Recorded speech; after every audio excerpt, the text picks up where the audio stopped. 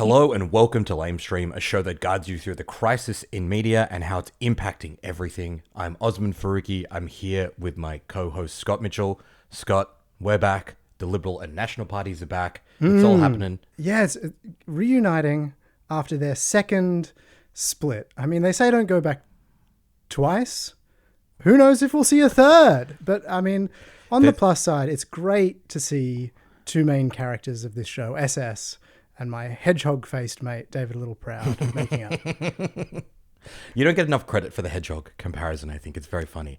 There's been a lot of tortured pop cultural metaphors that the Labour Party has used to describe the coalition over the past couple of weeks. Just hearing you say, it's their second reunification after breakup. I mean, are we now talking about like a Ben Affleck, Jennifer Lopez situation? Is that so tortured that I want to now punch myself in the face? Yeah, I think so. I'm so sorry for that one, everyone. Yeah. I mean, in slightly seriousness, it is just so shambolic and funny for, David Littleproud to declare he would never rejoin the coalition under Susan Lee. He'd never go back, clearly trying to blast her out of the leadership of the Liberal Party. And he's crawled back like 2 weeks later because the National Party are like not anything without the Liberal Party. Without the coalition, the National Party have really such limited influence and are so kind of pointless an appendage of the parliament without them. So yeah, incredible to crawl back this quick. Also amazing that none of this really seems to be about actual politics or ideology or anything like that. Like there was this deadline around all the staff the National Party would be losing now that they weren't in the official opposition. And so they've cobbled together this deal just before that deadline kicks in, so none of the staff have to lose their jobs. So if you want an insight into what really drives political decision-making, you got one right there. Yeah, nice. All right, coming up on today's show, Australia appears, Scott, to have entered an even more intense phase of political capitulation to Israel ahead of the visit of Isaac Herzog, the country's president. Not only are the Prime Minister and the New South Wales Premier demanding total deference from the public during this very controversial visit, there's been a couple of different examples of some pretty extraordinary intervention in the arts community as well, I think, that showed just how captured so many of our key institutions have become. Something that we're going to get into on today's episode. Later in the show, Scott's going to break down how a new memo sent out by ABC management as part of a request from the Royal Commission into Anti-Semitism could put its journalists and their sources at risk, and it could also freeze any serious investigations into national security organizations that are currently underway. But first, Oz, Jeffrey Epstein. We broke two big stories on the website last week. It was a busy week for us, and unfortunately we haven't been able to talk about them in a whole lot of detail on the show up until now, but we can reveal a little bit more today for people. So first, Oz, last week you wrote an incredible piece revealing new information about events involving Kevin Rudd. Yeah, a lot of Australian media outlets had covered the fact that Rudd was mentioned in the Epstein files a few times, but they hadn't really connected dots, or they were missing a lot of information and context as to like why Rudd was mentioned in these emails and schedules at all. We were able to reveal that both Kevin Rudd and Jeffrey Epstein took part in a dinner of around 20 people in a New York City penthouse back in 2013. That dinner was held to honor the Mongolian president at the time. Then a few months later, Jeffrey Epstein, Kevin Rudd, and a few other people who attended that dinner joined an international advisory board to the Mongolian president. We also were able to reveal for the first time minutes of the meeting of that board, which showed both Rudd and Epstein participating, and in fact, Rudd participating immediately after Epstein on that teleconference. Rudd strenuously denies ever meeting Jeffrey Epstein. He says he did not realize Epstein was involved in that meeting, and he only found out years later after media reports revealed that Epstein was involved in the Mongolia board. He checked with staff who told him that, yes, it turns out Jeffrey Epstein was on that call. So Rudd's position, denial of any relationship, knowledge of ever meeting Epstein, and no knowledge of him being involved in that Mongolia advisory body.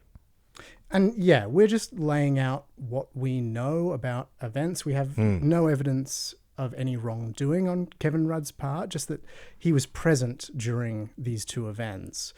There was also plenty of other really fascinating detail in your piece. And then we went on to another question, which no one in the Australian media seemed to ask, which was, so Rudd and Epstein were both appointed to this advisory board to the Mongolian president, right? So what the hell was Epstein doing on that board? Like, why was he interested in being on a board advising the Mongolian president?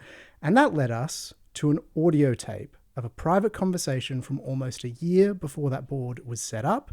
Here is Jeffrey Epstein talking to former Israeli Prime Minister Ehud Barak. These beginning nation states, whether Mongolia or parts of Africa or even Kazakhstan, has a lot of money, but they're not.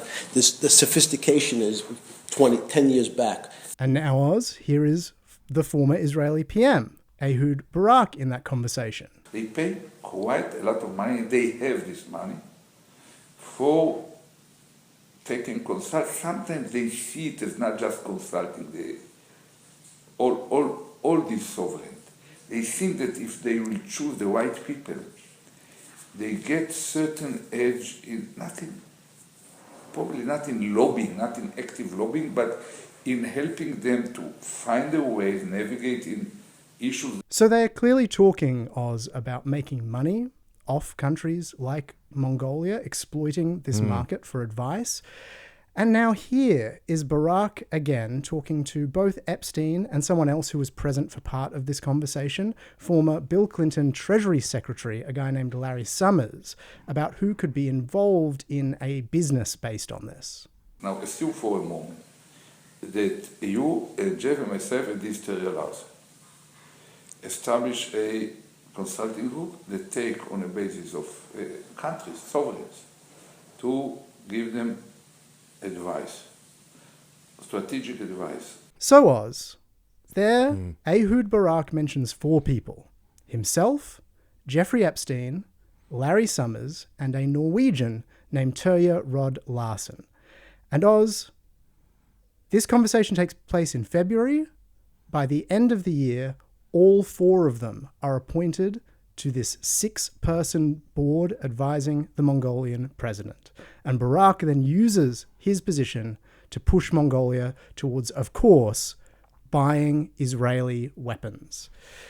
There is so much more in these articles we've published. Oz, we encourage everyone to read them. There's so much about the work that Epstein appears to have done to get this board set up, meetings, communications, everything in the lead up to its formation. And again, we have no evidence Kevin Rudd knew anything about all of this background to the board's establishment and relationships between these 4 men in the background. He says he was invited to join it by the Mongolian president, and his full statement is available on our website along with our articles.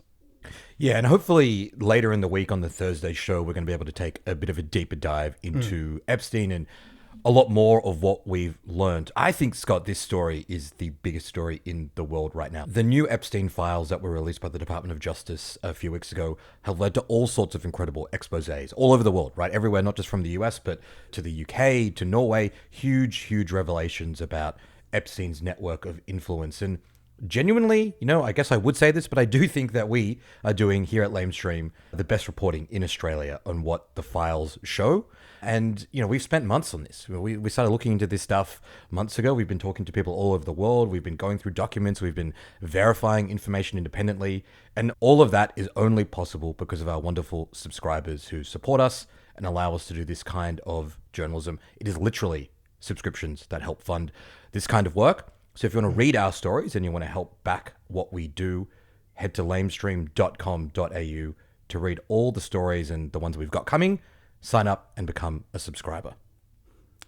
And I know a lot of people, there is so much Epstein news around, they're being bombarded by a lot of articles that just sort of control F the documents and go, this name popped up, this name popped up, this name popped up. And it is so much to try and get across or know what any of it means.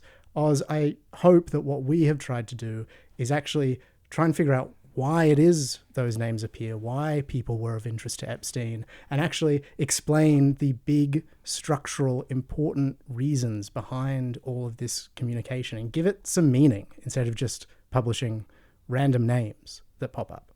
Yeah, absolutely. All right, let's get into today's show. Scott, Israel's President Isaac Herzog is due to begin his 4-day visit to Australia today. It's a trip that is likely to be dominated by news of protests amid the backlash that's now intensifying against Anthony Albanese's decision to invite him to the country. Herzog is due to travel to Sydney, Melbourne, and Canberra. We reported on Friday that Herzog is actually also due to make a visit officially to federal parliament in Canberra. Now, that has not been announced or confirmed by either the Australian or Israeli governments. It's unclear exactly what that visit will entail. I don't believe that he will address the parliament, as some world leaders have done in the past, but exactly what he will do in parliament, who he will meet with, what he will discuss, whether he'll do a press conference, none of that we have any clarity on at the moment. It is unusual to have a foreign leader visit, particularly do an official visit to parliament, and not have the details of that announced ahead of time when world leaders have visited in the past, and particularly when they've gone to parliament, a lot of the information has been revealed for journalists and for the public. Curiously, Scott, one of the things that we learnt last week is that journalists in the press gallery, and I believe the timeline of this is after we got a tip off about this and made some inquiries, journalists in the press gallery were briefed by the government that Herzog was going to go to parliament, but they were asked by the government to not report on the details of that, and they agreed to that. Now, we at Lamestream were not briefed by the government, and in fact, when we went to them to try to get some clarity and confirm details, they stonewalled us. So we don't have any obligation to keep it a secret the way that the rest of the mainstream media has chosen to do. I think that this shows the handling of this. The government is deeply aware of just how much community anger there is directed at this visit. The government's line on this trip is it's about the president coming to grieve the Bondi terrorist attack. I don't think that really stacks up if the president is meeting with senior politicians and effectively doing a diplomatic trip to Parliament House. That makes this much more about diplomacy and international politics, and invites a whole series of questions about the government's willingness to strengthen its ties to Israel right now, doesn't it, Scott? Yeah, I mean, I don't want to be in the prediction business too much, Oz, but it'll be really interesting to see how much of Herzog's public comment while he's here is making the case for a strong relationship between Israel and Australia that is about justifying Israel's violence in Gaza, arguing that Australia's position to recognize Palestine is wrong, because that is what Benjamin Netanyahu jumped to immediately after the Bondi attack, within hours, within days. So there's no reason Herzog won't be incredibly political and push the relationship while he's here.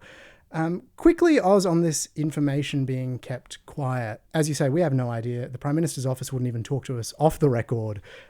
So we really have no idea about what has been going on here. But I saw after we posted our story, the journalist Nick Fike make a great point on Blue Sky, which is that if journalists have been told it's for security reasons, Oz, I mean, no other visit to Canberra by a foreign leader has been kept quiet because of that. Even going back to George W. Bush at the height of kind of post 9/11 war on terror security fears, the American president post 9/11, his visit was pre-announced to the media and disclosed to the public. And I just wonder, Oz, you know, if any Canberra journalists are even kind of interrogating this idea of like, okay, are we maintaining this embargo for appropriate, sensitive reasons, or are we helping the government control information so that people can't voice their opposition to this, can't embarrass the government over this decision? I mean, I genuinely don't know, but I would really hope that at least there are robust conversations being had about that.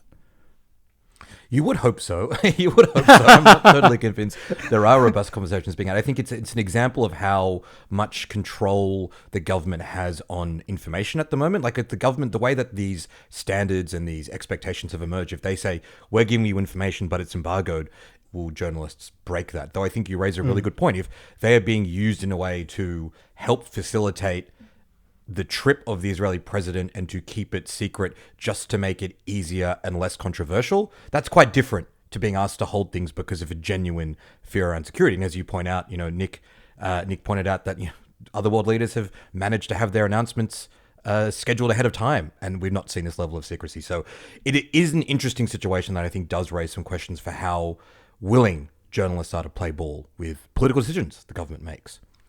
Over the weekend, Scott, in terms of the reporting of this pending visit, there was a pretty strong wave of very pro-Isaac Herzog coverage in the media, and it seemed designed to try to convince the public that this trip isn't contentious and anyone protesting it is some kind of crazy anti-Semite who supports terrorism.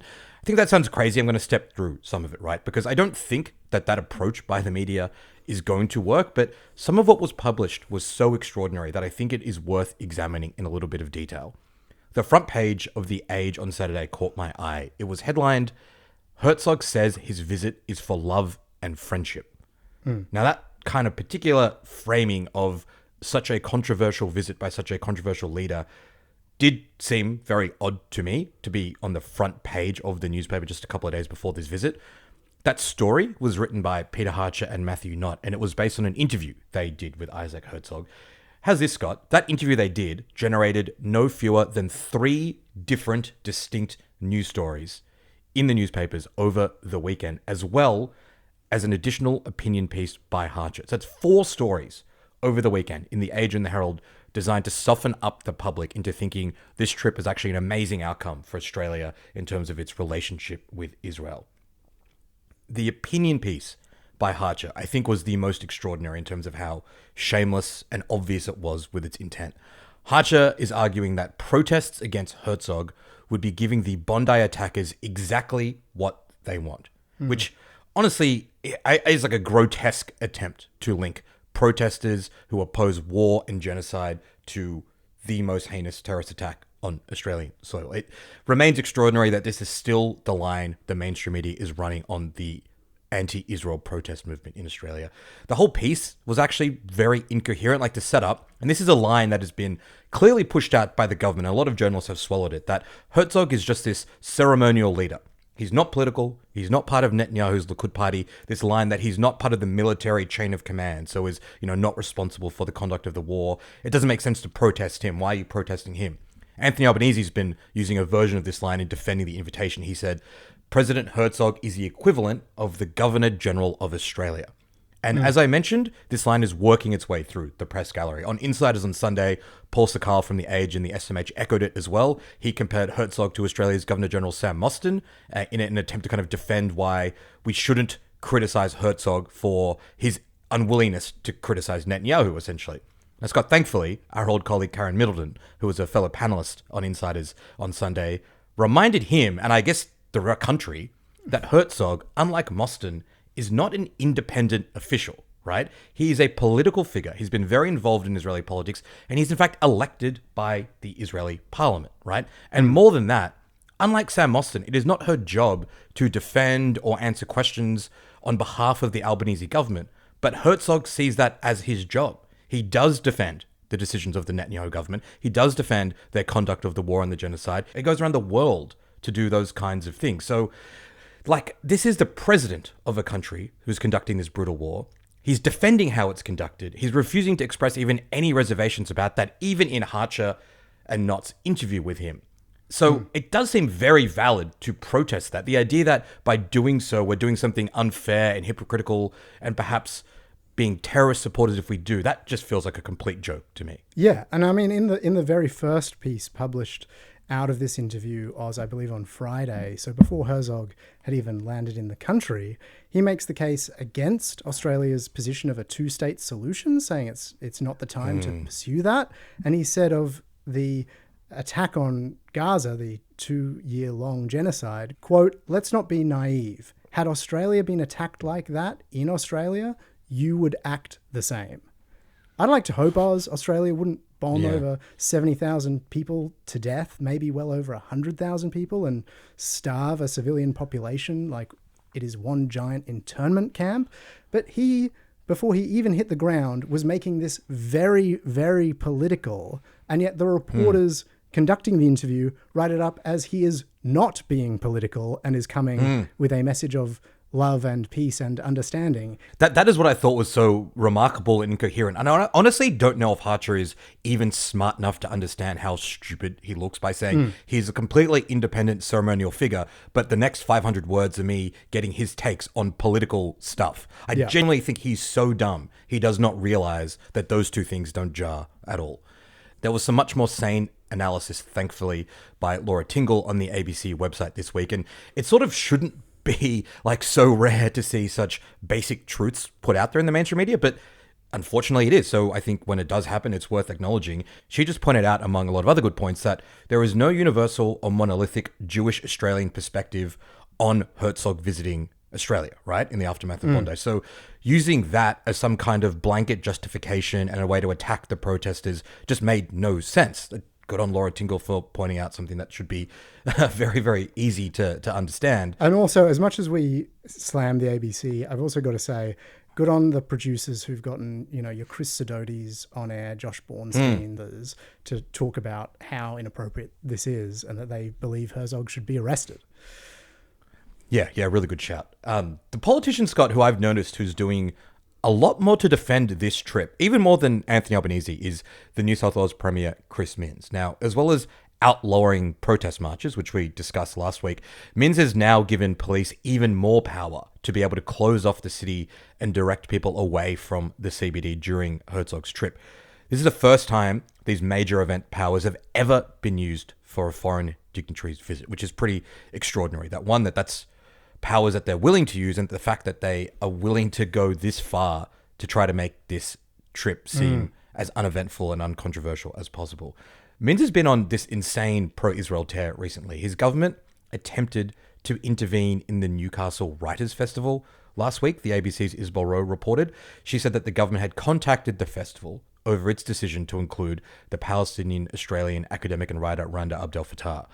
Now, it was Randa's inclusion in the Adelaide Festival and the South Australian government's attempts to remove her that set off the sequence of events that ended up with that festival collapsing. And the hate and attention being directed at her by the News Corp media, by state governments, is just extraordinary, I think. Thankfully, the Newcastle Writers Festival has not deplatformed Randa and has been pretty robust in its defense of her, but Minns still lost his mind in response to this, saying that booking her was a crazy decision. Having a premier provide running commentary on a regional writers festival is amazing. He says, I don't know why these organizations do it. I think they are crazy to invite that author when you think about how divisive it is and how difficult it would be for the organization as a result of the notoriety. Now, obviously, those are outrageous comments that we don't agree with, but I think they're worse than that. That to me is a pretty square threat aimed at any arts organization in New South Wales, right? Don't you dare do something like this, because your funding, your structure, your organization could be in our sights. I think it's a really incredible intervention that Minns has done into the arts community this week. But less seriously, but I think still important to this, is what he used to... Less seriously, the stupidest thing Minns said was that Randa Abdel-Fattah shouldn't be invited because she was no, quote, Harper Lee or Salman Rushdie, which is such a funny series of examples. I think it betrays how little Chris Minns understands about how writers' festivals work, right? Why are Harper Lee and Salman Rushdie the only authors he can think of? Why would either of them come to the Newcastle Writers Festival? Why can't he think of a single contemporary Australian author? To Kill a Mockingbird came out nearly 70 years ago, and Harper Lee died in 2016. Chris Minns is, after Peter Harcher, maybe the second biggest moron in Australia right now. It is also such a weird, nasty injection to just be and I don't think she's a good writer anyway. It's such a nasty thing for a premier to do, totally. To attack a writer. If you're going to go personal, Chris, one of the most boring orators in Australian politics, has never said a soaring sentence or anything in his political career. And although his voice is too high, I'm sorry, I can't take him seriously. Drop a few octaves, Chris Minns. And when it comes to literary criticism, this is a guy whose favorite sport is the UFC. And no shade on UFC fans, but the pros of your Joe Rogans on commentary and Daniel Cormier's, I feel if that's the standard, maybe it's leave Randa alone, mate. All right, stick to surfing in Maroubra and don't get involved in the literary criticism field. I want to go big picture just here at the end, because I actually think these things relate to each other so much, and everyone covering these stories, we can all get really caught up in the specifics. But I just want to take a second to step back from it all and look, there's been this new line that I've seen going around.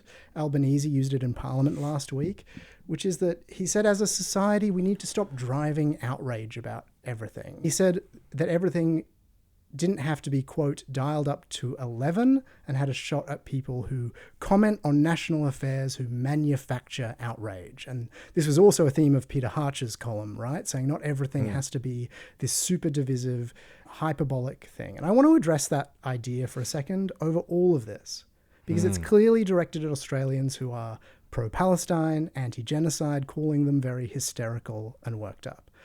Oz, Labour premiers want to ban Randa Abdel-Fattah from speaking to a room of 100 people who buy tickets of their own free will to go and hear her speak. Yeah. Randa cannot speak in front of a room of 100 people in Newcastle. We want to get rid of that. That is crazy. That the organisation is crazy for allowing that. Like that Australians cannot freely go and buy a ticket and sit in a room in Newcastle with 100 people and listen to ideas they want to hear. Who is being hysterical? They're like, this is the most turning it up to 11 to say that that is inappropriate. That shouldn't happen. Albanese, like, these are Labour premiers. You are turning it up to 11, sort of freely protesting about the worst slaughter of civilians in living memory, or one of them, not that hysterical by comparison, of being threatened by 100 people listening to some ideas. No, it's a really good point. And just to kind of close the loop on the visit by Isaac Herzog, the other line Albanese is using is saying, in terms of these protests, I just don't think Australians want kind of Middle East tensions brought home onto the streets of our cities. It's like, brother, you're bringing the Israeli president here. Like, you're doing this. You're sort of saying, well, I want to be able to do this extremely contentious internationally thing, but if you get upset about it, you're the crazy person. I'm not the one bringing Middle East tension into Australia by inviting the Israeli president. You're the guys losing your mind. So, this word is sometimes overused in current kind of like social, cultural, and political discourse, but it is gaslighting on a pretty industrial scale. Yeah. All right. Coming up after the break, the extraordinary memo issued by ABC management that could put a freeze on some of the organisation's most important and sensitive journalism. Oz, on Friday, the boss of ABC News, Justin Stevens, sent a message to all staff telling them that the Royal Commission into Anti-Semitism had made an order for all public institutions to freeze and retain documents, which it says are relevant to its investigations. This is something that Royal Commissions do when investigating something, but all public institutions obviously includes the ABC in this instance as the public broadcaster. And under this, Stevens relayed an instructions for all staff to preserve all information about a huge range of topics and telling them they needed to comply with this order. I think this is one of the most chilling messages for journalists that I've read in a long time from the management of a media company. And I want to explain why. So this order covers all emails, social media posts, data, recordings, photographs, and text messages, including encrypted or timed to delete messages. And then the topics are incredibly broad. Social cohesion in Australia, everything regarding that. Anti-Semitism and extremism. Powers of police, immigration, and intelligence agencies as that relates to combating anti-Semitism, and anything to do with the circumstances of the Bondi attack. Now, we're going to break down why that is chilling for journalism in a second, but I was just to begin with, that is a huge scope and a pretty loosely defined basket of stuff that could include any messages from anyone working in ABC newsrooms over the last 2 months. Yeah, I mean, if I was an ABC journalist right now who had done any work on any of the biggest stories of the last couple of years, I'd be pretty nervous because not only will this capture potentially internal communications, emails, Teams, Slack communications, that kind of a thing, text messages to sources, text messages to each other. The fact that this email, this memo specifically mentioned Signal, right? And it's not even a journalist thing. A lot of people in the world now, in group chats and whatever, because people are just worried about chats being leaked for whatever reason, they have messages timed to delete after a day, a week, or whatever it is. Journalists, good journalists who are meticulous about their source protection, often use encrypted apps and do a similar kind of a thing. Being told they can no longer use something like Signal's auto-deleting messages will make the mechanics of their journalism not just hard, but potentially impossible. Particularly journalism that people really want the ABC to do, which requires a level of source protection that is potentially being eradicated by this memo. Exactly. That's the first element of this is journalistically, I don't know how literally anyone could do any investigative journalism around the Bondi attack or intelligence failures or anti-Semitism with these rules in place. Like even say investigate neo-Nazis, because that obviously involves anti-Semitism. Doing that work with this kind of order in place, I feel like would be impossible. And that's because, as you say, dealing with confidential sources is so important in journalism. But under this order, you have a situation, say right now, I'm a journalist working on an ongoing story about intelligence failures in the lead up to Bondi or looking into the neo-Nazis. The ABC has actually done quite a few good stories on both of those. I'm sure there are journalists working on them. Another one is supposed to go to air tonight on Four Corners. But if I am in a Signal chat in the lead up to that story with a confidential source in the intelligence community, I have to say to them after getting that email, hey, sorry, I have to turn off disappearing messages and retain all of this information for the Royal Commission? What? How would any source be comfortable with that? How can management put journalists in that position who are involved in very sensitive investigations? And this extends back in time. So investigations from the last 2 years, all those messages and documents are in play. And more concerningly to me, Oz, there's this long-standing journalistic principle that actually most people will probably be aware of, which is every news organization, they maintain this principle that yes, the courts can legally compel a journalist to name their sources, but every media publisher has this ethical stance that if their journalists are put in that position, the organization will back them in fighting that order, support them if they choose not to comply with the order and name their confidential source. It's kind of a fundamental principle of publishers and journalists not to name their sources. But in this email, at no point does Stevens give staff any clarity or guarantee that the ABC would extend that support to this order. He doesn't say, of course, the ABC will defend any confidential sources and any request from the Royal Commission to identify those sources. Please alert your manager if this is the case, etc. Instead, he says, quote, we'll carefully consider any requests for material in consultation with ABC Legal. Obviously, that would include a care assessment regarding confidential sources. I mean, that is not a guarantee, Oz. And as we're recording this, I'm going to put questions to the ABC and try and get clarification. They haven't gone in yet, but if the ABC would consider even not protecting sources, that is pretty alarming. It's very alarming. And Justin Stevens, in his email to staff, he claimed that this wasn't unprecedented and that ABC staff had been directed in a similar way back in 2020 over reporting around the alleged war crimes in Afghanistan. I don't think that the two situations are really comparable though, right? Because that was a very specific set of stories about a very specific topic. The government had launched an investigation into alleged war crimes, and ABC journalists involved in reporting those allegations had been instructed to retain information and communications about it to participate in that inquiry.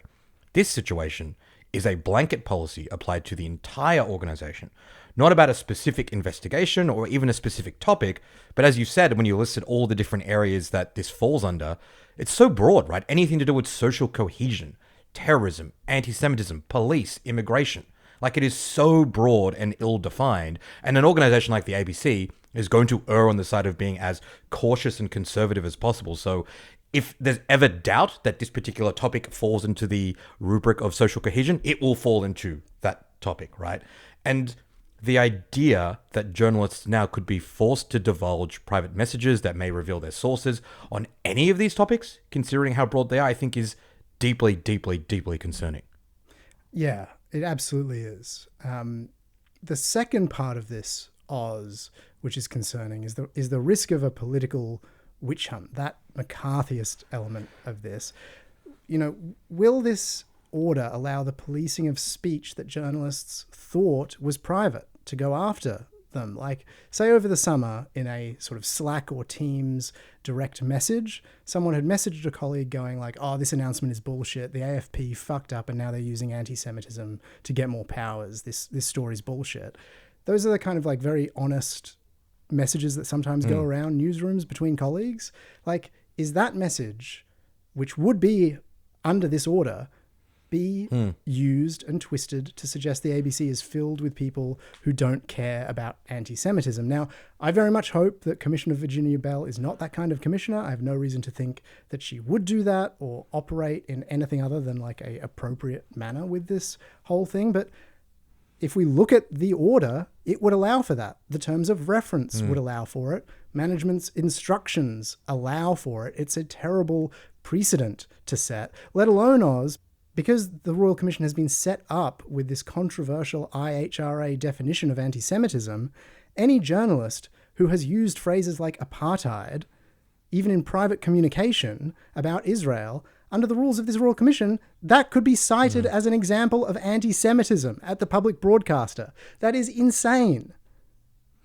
Yeah, and just on the point of like how the commission conducts itself, I kind of don't think it matters how good or competent Virginia Bell is. Like, I agree. I think, she's probably going to be very good and very competent, but we don't live in an era where royal commissions happen in the background and then there's big, long reports delivered and experts read and analyze it and we get some commentary. Like, every piece of evidence that the Royal Commission hears and receives, every public bit of testimony is going to be used by bad faith actors to prosecute the ongoing McCarthyism going on in Australia. Like, artists, academics, journalists will be character assassinated. It doesn't matter if the commission in the end finds that they didn't do anything wrong. You just imagine how News Corp, Sky, The Australian, the pro-Israel lobby are going to use the kinds of examples you've just given to do the kinds of things we've been seeing since 2023. But I think it's going to get even worse. And this ABC notice, I think, is a reminder of how much worse things could get. And I mean, when we discussed this Royal Commission, Scott, we made this point. The Royal Commission was not a bad idea. Like, I actually think, and we discussed this at the time, it was weird that Albanese delayed it, but he didn't give us a Royal Commission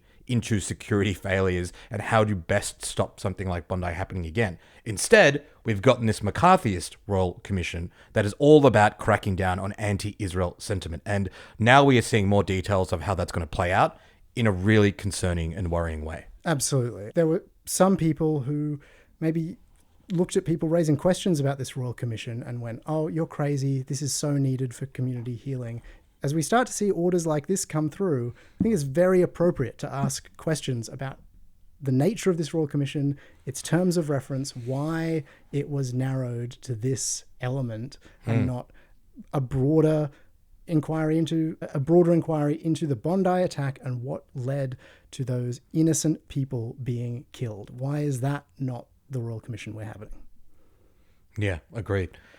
All right, that is it from us for this Monday's episode. If you enjoyed the show, we'll love it if you left us a review or shared it with a friend. You can email us questions or tips at contact@lamestream.com.au, and you can subscribe to support our work at lamestream.com.au. Scott, I will see you back here on Thursday. See you Thursday, Oz.